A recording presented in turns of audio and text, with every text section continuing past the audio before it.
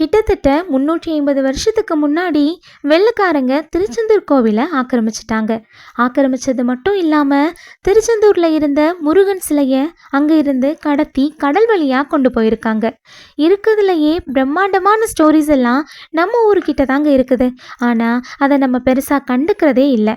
வெள்ளைக்காரங்க வெள்ளைக்காரங்கன்னு சொல்கிறப்போ நம்ம பிரிட்டிஷ்காரங்களை யோசிப்போம்.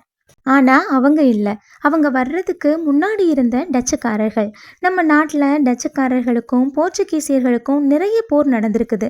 அதில் ஒரு முக்கியமான போர்க்களமாக திருச்செந்தூர் முருகன் கோவிலில் ஏற்பட்டிருக்குது. அப்போது அந்த கோவிலுக்குள்ளே இருந்த தங்கங்களும் வைரங்களும் சூறையாடப்பட்டிருக்கு. அது மட்டும் இல்லாமல் முருகர் சிலையையும் கடத்தி கடல் வழியாக கொண்டு போக முயற்சி பண்ணியிருக்காங்க.